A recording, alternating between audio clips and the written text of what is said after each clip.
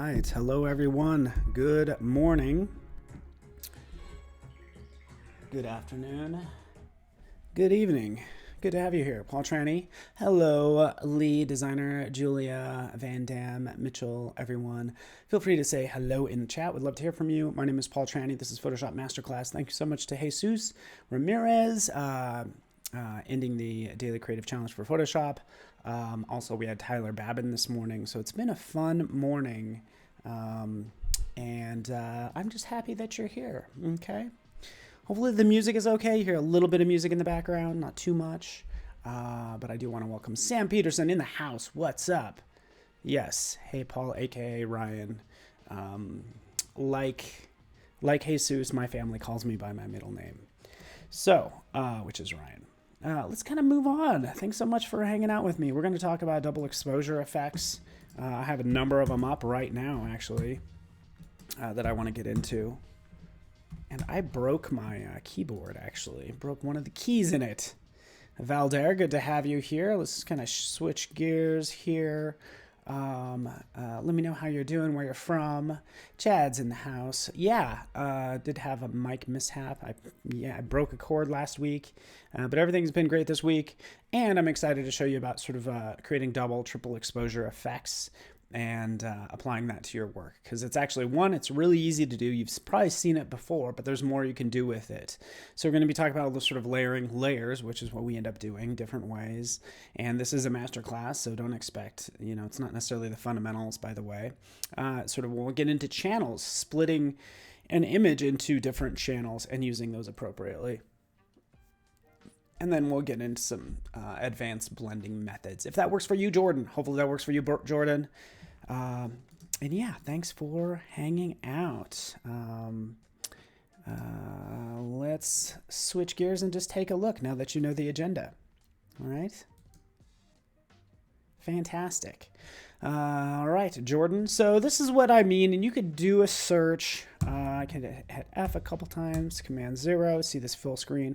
This is kind of what we're talking about when we say double, sort of triple exposure in this case. There's different versions of it. These two are pretty similar, right? We can do some just layering effects, but we can even get into sort of splitting things up really effectively and really easily. So I'm excited about this, and I say we just dive into this if we could. And again, you can see right here, easy enough, right?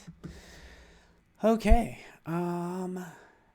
let's do this. Let's kick it off. Really wish I had a picture of someone in chat because it's always fun to use some real people. So let's just take, for instance, this lady, dramatic portrait of a young woman, if that works for you, okay? So super easy to do, okay, by the way? This is a master class. Typically, I often jump layers, Command J. My Command key is the one that's I have to press so hard on it. But first thing we need to do is we need to extract her, right? And I always like talking about how to select content. And I get it, everybody has different ways, but the way should be determined by the image. Like right here, she's the only subject there. I could probably do select subject. So I typically start with the easiest way, which is going to be select subject, and it's going to be using the quick selection tool. That's typically where I'll start. You can see that she's selected here. We get it. We can go ahead and add a layer mask. We can see her right there, and then we'll jump into select and mask to kind of get the hair from her head. And that's all I'm doing right now. Again, I would almost consider this almost the fundamentals. We'll use the refine edge tool. And when I say fundamentals, honestly, since people use Photoshop so many different ways, you can be an expert in painting in Photoshop and never touch the text tool. So, that's kind of it's just so vast. It makes it interesting. If you say you're a Photoshop expert, what does that mean? Does it mean everything? So that's all we're doing is we're just kind of grab some of her hair with some of the refine edge tool. Not literally grab her hair. That's mean. Okay. But we'll just switch back. We'll click OK. And by the way, I often like to output to new layer with layer mask. Okay, so that's a quick way to get that layer mask even faster than I did before. So there we have that. We're going to put her on white because that's how we see a lot of these, right? I'm actually going to down here and I'm going to add a solid color in the background. Okay, when I do this, this means I could resize this because chances are I might want this larger. But when I resize this, you know, change the canvas size to 5,000, 3,600, something like that, we're always going to have white from edge to edge, which is nice. So, Irina Stoyanova. Irina, where are you from? Cheers. Good to have you here. Cheers. Today's drink of choice is Red Bull, the coconut edition, brought to you by Red Bull, and it's coconut berry is the flavor specifically. That's really good, but it's probably eating away at my brain too. That, you know, all the chemicals in it. Anyway, so here we have her. Now let's go ahead and grab a secondary image, okay? Do I usually select Smart Radius? I do. That's a good question. Typically, if it has Smart in the name, I'll use it. But I do use Smart Radius. And honestly, for a lot of these tools, and again, this shows up when I select that layer mask right over here. That's when I get in the Properties panel, Select and Mask. So right in here. Oh, there we go. Smart Radius right there. Actually was not selected, but I just selected it right there. Typically, I encourage you to play with all these settings. Again, this isn't about selecting, but you might have to play with these based on the subject. Right here, this is already pretty clean. We can get into something more advanced, quite frankly, when it comes to selections. And I'm going to show you this really fast. Since this is a master class, let me grab another file. Let's grab this bear. Wait for it. Something more complex. Okay, so it just depends on the tool. Depends on the photo determines the tool that you're going to use for selecting. Take this grizzly bear, for instance. I could try select subject. I could do this actually a couple different ways. Or I can even do a focus area select. Okay, so it will get this. Since he's in focus, it's actually going to select him based on that focus area. It's automatically going to do its thing right there, right? Oh, this is like not... Let's crank that up. Did I not have that on auto? That was like... Yeah, not so much. Anyways, that's another way I would typically try. It's fascinating that it's actually grabbing that background. It should not be doing that. But again, this is where I kind of get into more of those tools. But even here, select subject seems to work pretty well. All right, so let's move on. We have our bear. We have our woman. We're going to save our file, right? To our desktop really fast. D, double exposure, DE. Let's grab some more images, and I'm going to kind of move through this as fast as possible. I'll grab this image, because this is what you see a lot. When you do double exposure, you see a lot of nature, like on faces. It's usually a subject matter, which is going to be a person or an animal, with an environment. So it's going to be nature or buildings or something. But again, this is the quick way to do it. We're going to jump in here. We want to clip this to her. What do? We come in here and we can kind of clip it like that, right? So this is our initial sort of double exposure. Taking this layer of this woman, as I name it, Command J to jump it, moving her on top. Here she is, right, by the way. Let's do a clipping mask. I might want to just get pieces of her. So I'll actually have, it's like a layer sandwich. We have the woman and the woman. This one on the top, this is where we're going to play with the blend modes. Coming in here, because we want to bring in some of her face, but I actually want the rest of her to fall away. So I want those bright spots to show up. So what that typically means is it means the second category, if you will. I think of this as the first category, which is all the dark colors. Well, you know what, just show the light colors. So try lighten. That might work, okay? But typically I'll just kind of roll through these. I'll go with maybe lighten or screen. Both of these are pretty good. Let's go with screen, and then we'll start to move this image around accordingly. Command T, rotate it, kind of like that, and we already have your quick and dirty double exposure. All right, let me know if you have any more questions. Feel free to let me know where you're from. Tiffany from California, lucky you. It's only 9:30 there. It's 10:30 here in beautiful Denver. I want to get a little bit more advanced with this. but it's going to be a lot of playing with this content as I roll down. I'm like, okay, I kind of like some parts of this, but not others. I really love the color for hard light. That's pretty cool. Okay, but I might not like other parts or this vivid light. Well, in that case, I'd come in and I'd say, hey, you know what? Let's just go ahead and select B for brush. Anytime you hit the X key, it's going to flip these two colors. So B for brush, I'm on layer mask. Hit X is going to flip those two. So I'm constantly using the X key to flip between those two. I'll use the Shift key to change the brush size, right? And then I'll adjust the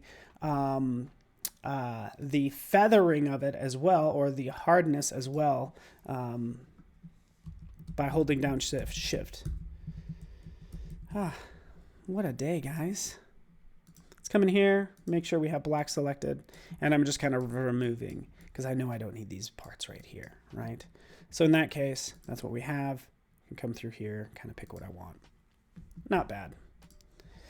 All right, let's move on to triple exposure. I've kind of done this a little bit. I could actually add a little bit more to this, which means adding more images.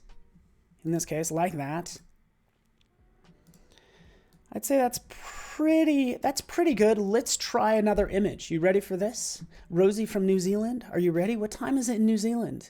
Blend modes are fantastic, right? We're really going to use a lot of them. But since I've erased that part I don't need, now I can kind of bring her face sort of more into view. But I'm going to do something even cooler because I kind of like this background image. This might work. Maybe I want to try something else, and I actually do. So I'm going to open up my libraries. I'll jump out to nature. I think I have, or actually in here somewhere. Let's take this branch. This will be cool. Let's grab this branch, okay? And when it comes to images, Christy, is you want to go ahead and pick an image that does go from dark to light or has light and dark elements. And right now I'm showing you two different images, okay? We've used one image. Again, most of it's about picking the right image. This goes from dark to light. So this one's perfect for doing double exposure. And I'd say this turned out pretty well so far for the time we spent on it. Next thing we want to do is maybe take something that goes from dense, really dense, to not so dense. So it kind of fades out. So dense to more sparse. Okay, so now we're going to use this image. When it comes to selecting, here's a case where I might do select subject, right? We'll see what happens. It'll probably do a pretty good job because that's I just can't believe it. Okay, so select subject actually did not do the best I wanted it to, right? It didn't select everything, right? So maybe I'll try that initially. I know it's quite frankly not going to work. I'm going to jump in here to color range. Color range has been in Photoshop since, for 20 years, honestly. It's crazy. Here in this case, selecting the white, changing the fuzziness down. We can always add to it. We can always work on the image. But from there, click OK. That's what we get. We're going to mask that out. If you hold down, Tremor, are you ready for this? If you hold down the Option key, so right now I have the background selected. But no, it's that's the part I want masked out. If I click on it normally, I get this. And that's not what I want.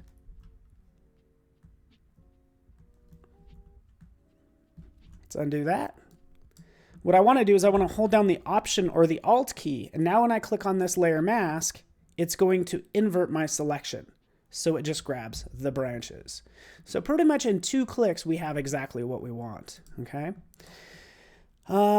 What we're initially going to do is I'm going to get your opinion on which one you like better, because we have number 1 right here, which is not bad. So let's just take those.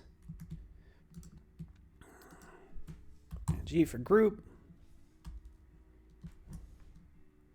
So we have design 1. Now we're going to make design 2. Let's do it. Work it, work it, work it.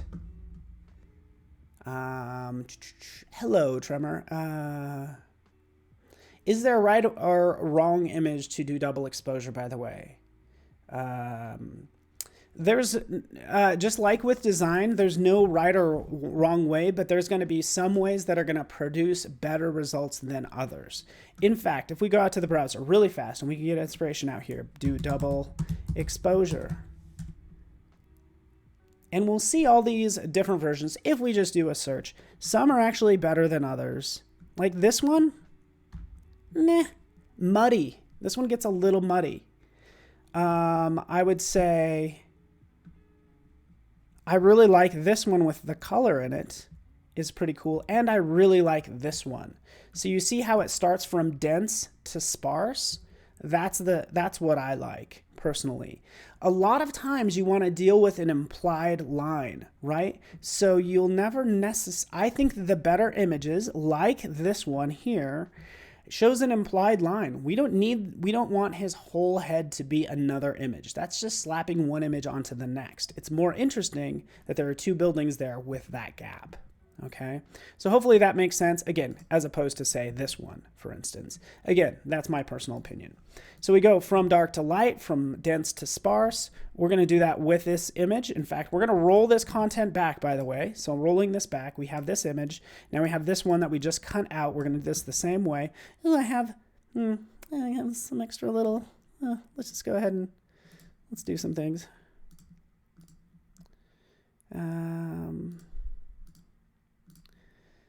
There we go. I do have some extra little parts in there that I don't care for that I'll have to get rid of. That's just on the border after I did my invert. But let's take this and let's move on because I want to clip this inside of her, right? So here we have our layer mask.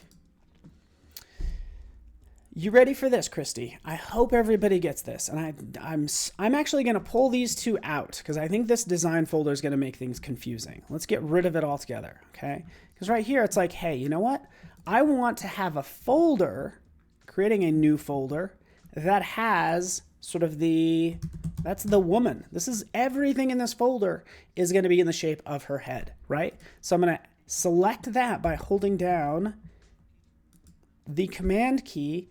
It automatically selects that layer mask. When I hold down the command and click, it automatically creates that selection. And now I'm going to go up here, and for this folder, ooh, here's an even better one. I'm going to do this even easier, right?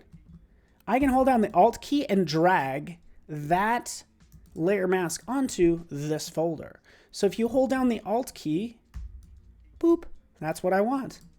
Oh, that's much better. Why? Because now, to put this branch inside of that shape of that silhouette of that woman, I just put it in that folder, right? And now we have that appropriately.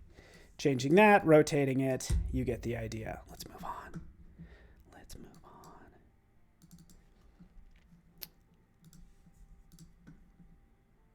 I'm going to move through this super fast. Tiffany from New Zealand. How is New Zealand treating you these days, huh? Tell me, how is it? Is it good? Is life good in New Zealand?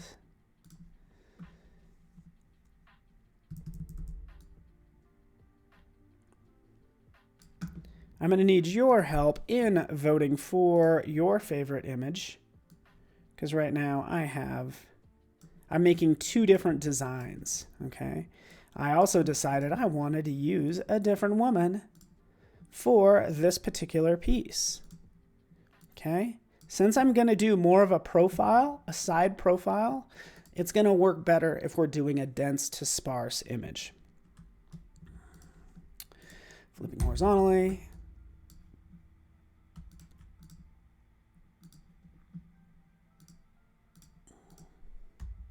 Same process. There it is. Zoop. Holding down the Alt key. Boom. There it is. This is what I want. So check this out. It's key. Look. Isn't this... Come on, Tremor and Christy and Tiffany and Rosie and everyone. Look at this. Already, I think this is strong. Why is this strong? This gets into design. I'm sorry. We can show you Photoshop all day long, but it's a lot of this implied line. It's missing here, right? And then obviously it's right here. So we can see her forehead. We get the hint of a nose. That's all we need to indicate that there's a person there. which is fantastic, right? I can literally jump in and add a new, let's go with a black and white adjustment layer to it, and then kind of control the brightness and the darkness. This already is pretty strong, okay? So I think already this shape is looking pretty darn good just by adding the correct photo and it going from dense to light. Typically what I'll do is I'll jump in and I'll add more to it because we can add maybe a little bit more action. Okay, I actually have a number of branches, as you've guessed. I'll bring some of these branches in. Right, here's another branch. That one's pretty cool. What other ones do we have? I have some more dense branches in here. If you just give me a second. We can take some flowers, for instance. Let's grab this one. Some different elements. Grabbing this one.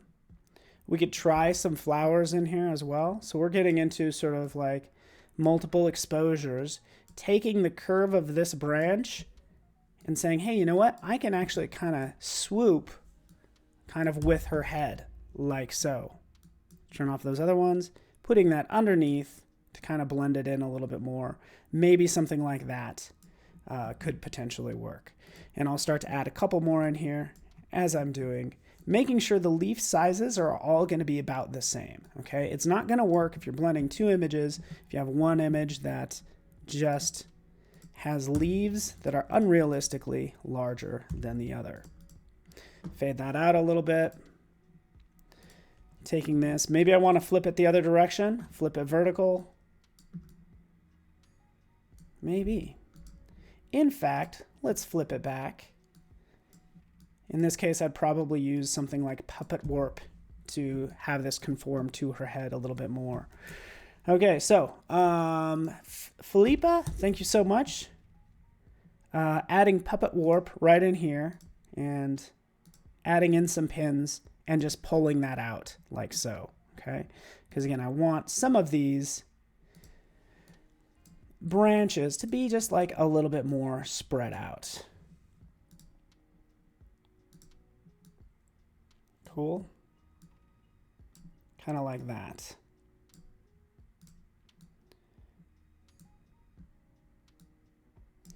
Am I making it better or worse? Let me know. Maybe I'm making it worse. Look at this stray branch out there all weird like. It's not bad. There we go. Didn't need much. It's following that curve. Looks great. Okay. So you do like this option, Philippa. That's great. Again, since this branch is inside of this folder that has the layer mask, this makes it so much fun. I can thicken this up all I want. Okay, I could add more things, by the way. Check this out. We can go into, since we're going to do a double exposure, maybe I don't want to use double exposure. Maybe I don't want to use an image. Maybe I actually want to add a little bit of brushing. So right in here, I happen to have some brushes made that are actually leaves. So I'm going to select this. I'm going to change the color to these same greens, roughly. Like that. And let's see what we have. Okay, I have that leaf, for instance. I could use those leaves or those, more like those small branches or twigs. Let's try this one. Oh, this is more like it. I like this one. Changing the color back, right? We want to change to maybe not that bright of a green. Take it down a little bit. Changing this color to something darker as well. Right, and I'm clicking around. You can see what it's doing there. I don't want to get too heavy into brushes because this is all about doing double and triple exposures, which I have some other things going on. There's this color dynamics. That's what's making it change colors. So I can do a hue jitter. It's being a little too jittery. In fact, I want to take down the purity too. So we can control that color too, right? Actually, let's take up the purity, right? Get more variety without having me to bring in individual images. This is going to work out pretty well, okay? You get the idea. Deleting those after we've tested it, maybe coming over here. And I'm going to put this brush right inside this same folder. Boop. See, it's right there. And now I can come in and I can start to, on that layer with a brush, start clicking around and adding it, making it a little thicker in spots if I want to. All right, you get the idea? Good, good. I think less is more in this case. Let's turn on her face. Boom. There she is.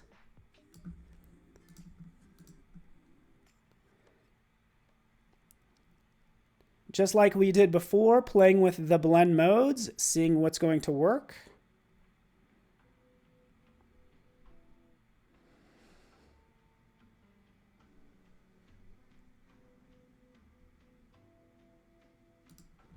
I'll do you one better. You ready for this? Noctalka? Check this out. This is Masterclass. So I do think things get complex, but it's using basic tools, just getting very complex with those. Because here we have, this is the woman's face for highlights. Right? What do I want to do with this? I want to put her inside of this folder, but I want to clip it to the, no shoot. I want to clip it to this tree branch right here, isolated maybe. Clipping it to it. See, and now we get pieces of her as I move this around inside of that particular layer. Okay, and still I would jump in and start to play with these blend modes. I kind of like that. I'm not gonna lie. I think that looks pretty good. We want to add more to her eyes. What do? We just kind of move this so we have her eye a little bit more into place. You get the idea. Okay, kind of like that maybe. Cool. Cool, fantastic. We have that looking pretty good. I would typically maybe take down the saturation or start to play with the color a little bit more. But in the end, honestly, this might actually end up being black and white too. I'm not sure. That's up to you.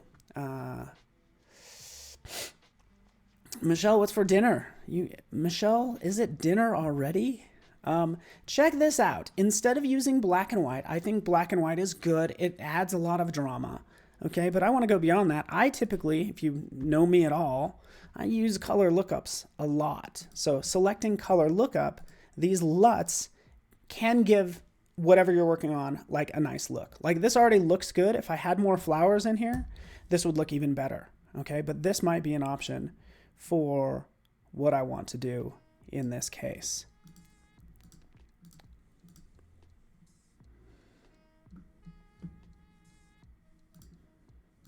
But in actuality, what I wanted to do is I wanted to take it down to something like this. Some of these other lookup tables. To kind of give this a cooler look. Like this right here. Thank you, Philippa. You know, a sepia would look great. Like, I think black and white's too boring. I think colorful's just too much because then it's just a lot of green. I really like something like a sepia tone or even this futuristic bleak. Sounds horrible, but I think is exactly what this particular image needs. Let's add some more to it because again, we're talking, and I want to talk about another technique too. So I'm going to keep moving on if I can. You ready? Let's grab some more elements like some birds. There they are. Let's grab some birds and throw them in there. Super easy to do. There's my birds. Oop, did I put them in the wrong? I did put them in the wrong file. Oops. Birds. Boom. Those are shortcut keys I'm using, by the way. All right, just using some quick shortcuts. Dropping that in. These birds can be coming out from those branches, maybe making them a little bit smaller because I don't want them to be that much of the focus of the piece. And now we can have them kind of coming out. And we could start to adjust this more all day long, as you'd expect. Okay. Cool. Cool. B for brush.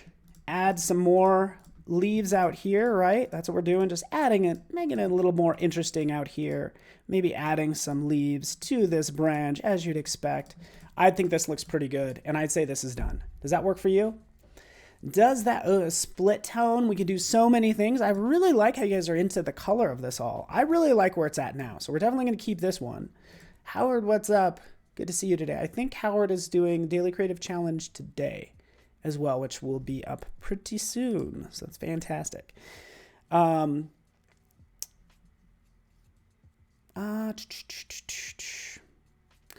thing I might consider is doing a gradient map. Let's try a gradient map. Here's a gradient map. Of course, it's going to apply this based on the darks and the lights. Here it's just going from the lighter green to a darker green, right? We get it. We get it. Right in here, if we want to add a little bit of green, just kind of add green to the midtones, kind of, or maybe the tones that are a little bit darker. Let's take that down. I can add that right in there as well. Okay, so now we have a hint of a flesh tone on one side and then a green for plants and everything on this side. Okay, and again, just an option. Okay, I'm not saying it looks good. I think it definitely has potential. And keep in mind, when you add these gradient maps and color lookups and different things, you can actually take it to another level. You can actually use blend modes with it. So I want to actually have some of those highlights. I can still just have this affect the dark areas. So I'm selecting dark in there, and now we can see before, after. Cool. Oh, Eric, you are the best. Eric is super amazed. I think you're amazing, Eric. We're going to group this, Command G. We now have design number 2 that we've made in this segment. So the first one, we started out quite simply, even though this is a master class. Start out with this one. This one, again, I was going to change to maybe something like a black and white, which I don't even have that layer on there anymore, or play with the colors a little bit more just to give it a fighting chance, but it hardly has one because I think the one we just made is actually much better. Just like that. Let's drop that in there. But we have design number 1, and then we have design number 2. Ooh, what just happened? You ready for this, Eric? I'm going to save my file. I should be saving this a lot, drinking my Red Bull. I'm going to get so much done today. Red Bull, coffee. Combining these two together, okay? So we're kind of almost as using a double or a triple exposure, right? We can put these two together potentially if we want to. Does it make it more interesting? I would say, Shahid, by the way, since I see your name there, my goal is to make you a master, and what makes you a master is not knowing the tools, but obviously like how to use them. So this is a lot of like art history. A lot of times what you'll do as a designer is you'll add a lot, you realize, oh, I added too much, and then you're going to scale it back. Okay, here I think this almost adds too much to it. This is what's wrong with this composition. You're like, oh, 1 is good. You know, you're like 2 is better. 2 isn't necessarily better because what's happening? It's all about leading your eye. Where am I supposed to focus? Her, there, or there, or there, or there, right? So it's better off as individual pieces. I'm going to call this done. I'm going to save this. I'm going to move on to the next thing, okay?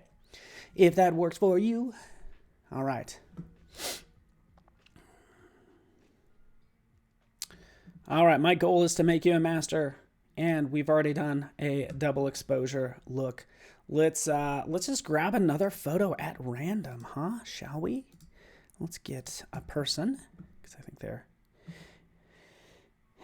interesting to work with. And in this case, let's just grab this image. That's right. I'm licensing it because you know what? You're worth it. Using one of my precious stock credits on this image. But let's take this image and let's take it to the next level. So right here, this is another thing you can do for this image. Unlocking it. Command J, just creating a second layer. We could separate her out a couple different ways. We can actually play with the channels, right? So right in here, I can say, hey, you know what? Let's, I don't know, it's kind of a double exposure.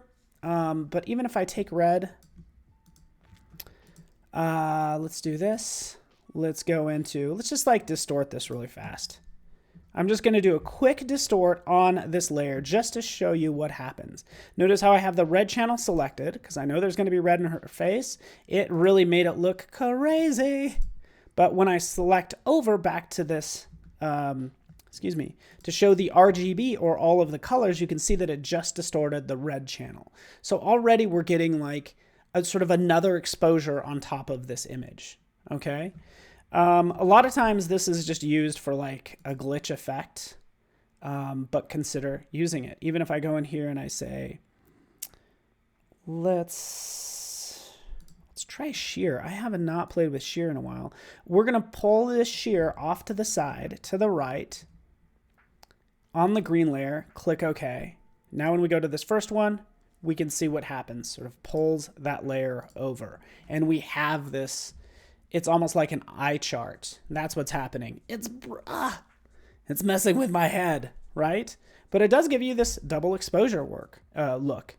You could actually have more control over this, right? Especially if you have more images, which is what I want to show you next. Okay. So again, play with channels.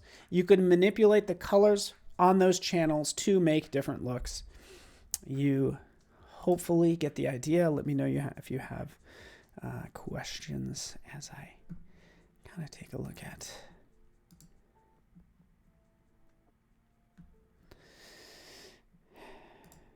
my images. Have you ever organized something so well you've lost your content? You're like, where did I put that stuff? I organized it so well, I don't know. It's not in the random place where I usually keep things. So my miscellaneous spot. Doesn't matter. I'm actually going to just go ahead and I want to use sort of a couple pictures of the same woman. Okay, so we'll go with her. We do have a picture of her, and I might have a couple of them. And we'll just we'll stay within this same file just to make it easier. I'm going to duplicate this layer. So now we're going to have our base layer, and then we're going to have, this is our split crazy channel example that we just played with. The second one, I want to make it just red. Just show me the red colors, okay? So for this, I'm going to just double click on that layer right here. In this blank space, double click. We get our layer style blending options right in here. And what I can do in here is I can say, go into the advanced blending, since this is a masterclass, turn off G and turn off B. And now I have just the red channel. Clicking OK, that's what it's going to show. But remember, I still have that base beneath it, right? So I can take the red channel and now move it. Look. We now have, as you can see, it's just showing the red channel underneath. That's what's happening right here, okay? But I'm able to split that out. And now I have more control over her as I move her over. Let's do that one more time. We'll do this with green. Same image, double click, green, boop. There's the green channel. So red, green, and then there's the base. Let's kind of move that over as well. So now you have a really trippy look. Yes, you can use effects on individual channels, which is kind of crazy, isn't it? A lot of people will use that to select as well. So even in this case, I can go over here to channels. This is what a lot of people use it for. Come over here and I can kind of click through and see see which channel makes her like the darkest. And that's going to be this blue channel. For that blue channel, I can actually click,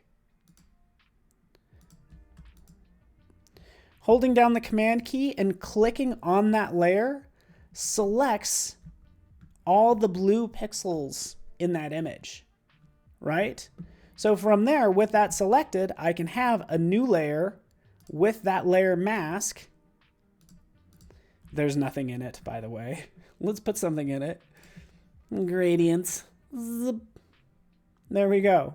This is what it did. It actually selected all those blue pixels, right? What happens when I turn that on? Of course, that kind of looks like a layer blend mode. Let's invert it. Right, we actually have selected, and we would typically paint on these pixels. We wouldn't really just throw a whole gradient on there. I would come in here and actually just probably paint in such a way that's kind of interesting, right? With some, there we go. Let's put some fun leaves in her hair, right? Isn't she pretty now? And it's just doing it where mostly the blue channel is, keeping it sort of constrained. All right, cool. Fantastic. We've done so much here, right? In fact, I'm going to duplicate this. I'm going to group this.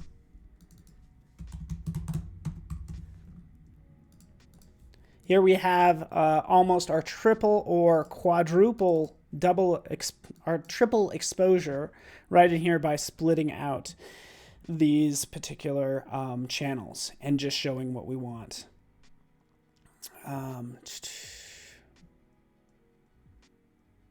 Yeah, we won't get into blend if. I need a good example to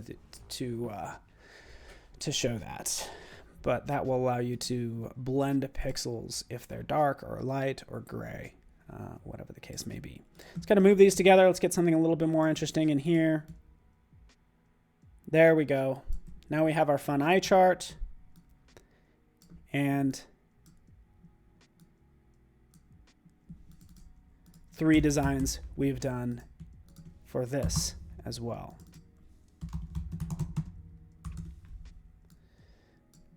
All right, just organizing everything.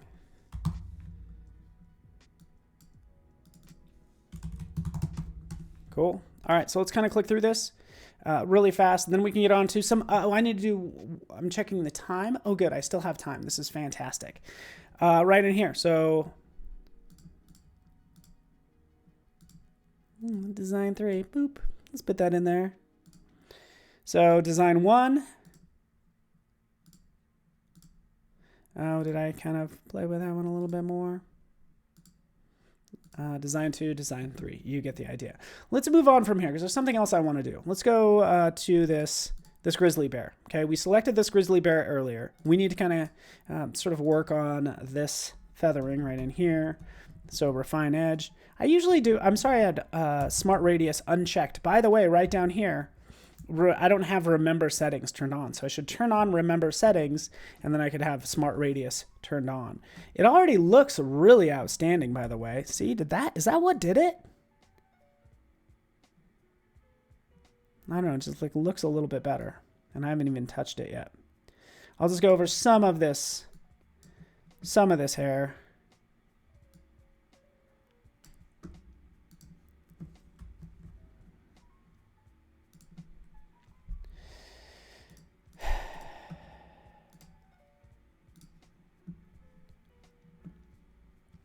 Let's do this one more time.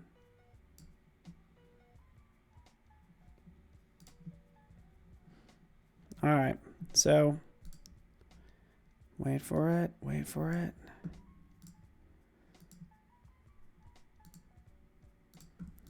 Too many layers. Let's do something even more unique. You ready for this, Joe? Yeah, I'm not your lounge singer today. Let's do this. Let's think about this now. So now that we know that, yes, exactly. Thank you, Howard. Yes, it gets very heavy dealing with all these exposures, but we can get really unique because honestly, we don't necessarily have to use just images either, right? Yeah, we have images. We could put a moose inside of a grizzly bear. We can take birds, right? And put them inside something else, right? We get that whole idea.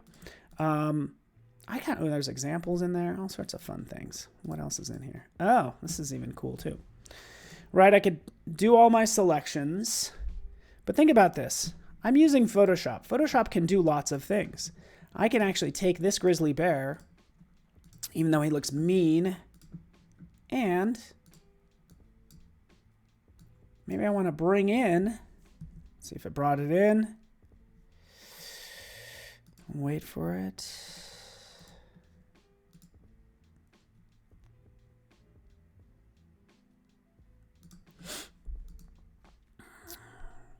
I could bring in video, and that's what I have right here. So let's just bring in, I've actually brought in this video of what happens to be birds. So let's open up the timeline.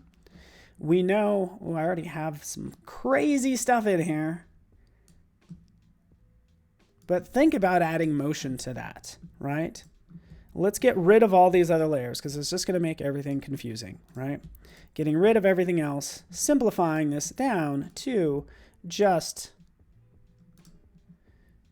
the layers that we need. So we have our video, our grizzly bear, and then our color fill. So now when I look at my timeline, we just have video, grizzly bear, color fill, right? But just showing you down here, sure enough, there's my video timeline right there. I'm actually only going to extend it as long as these birds are flying around, right? Opening this up, hitting play, and we can see those birds kind of fly away. So what I'm doing is I'm kind of taking this whole thought to the next level, going beyond a still image, and you know what, actually having birds fly away. Like, that's what I want to do now. So with that done, just like anything else, since we saw those birds move, bring this down, we can do a couple things. Typically, I'll try this out like so. Let's put those birds inside there and put this grizzly bear on top.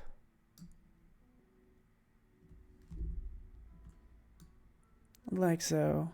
Maybe I will duplicate this layer, but it's the same process. It's just in this case, I'm actually using a video. Wait for it.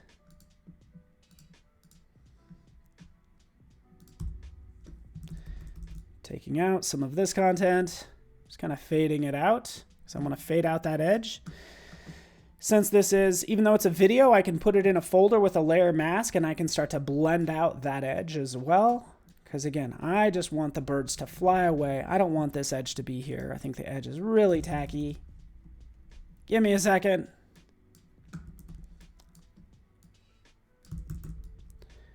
All right, there we go. Okay, so I have just the bear's head there. That looks good. I can see right down here. This is the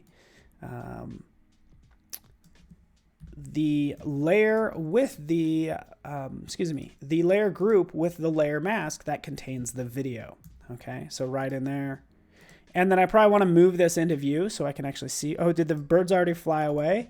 When you're dealing with video right in here, be aware of where your marker is in the timeline, because even if I start to create something new, if I drop in a heart, if we take a look, the heart, even though it's inside of there, this heart will only appear at that moment in time. And what you'll do is you'll accidentally scroll. You're like, where the heck is this heart? I can't find it. Just look at your timeline. You can see the obvious and where it is. Okay, so adding more to this. Here's my grizzly bear. Give me a second, because this is everything that I just taught you. So it should be pretty familiar. Looking for something interesting. Looking for something interesting. I'm so glad that I can preview the blend mode just by rolling over the name of it.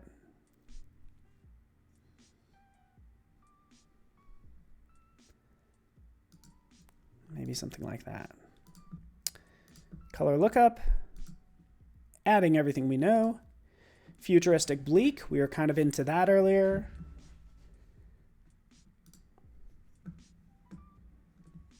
Let's just hit play and see what happens. You get the idea.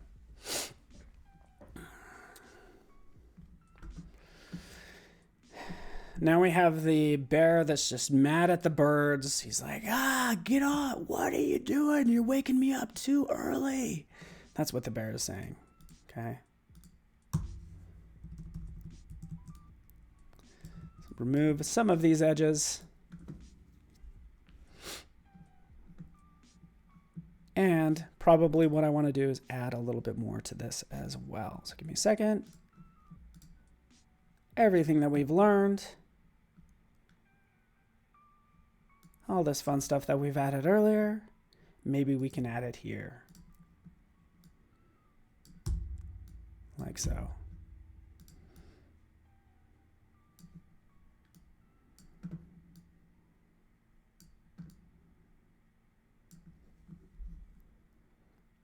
Something like that. Fantastic. All right, everyone. I'm glad you like this idea. Yeah. How many? Oh, good. So yeah, Howard asks, how many people did you know that Photoshop could create animations? Which is a good question, you know. It is your gateway drug to animation, if you ask me. Adding more branches and finishing up this piece that has video in it, right? So the big thing that we've learned is, honestly, even with this video, we need to make sure that we are using content that's going to work.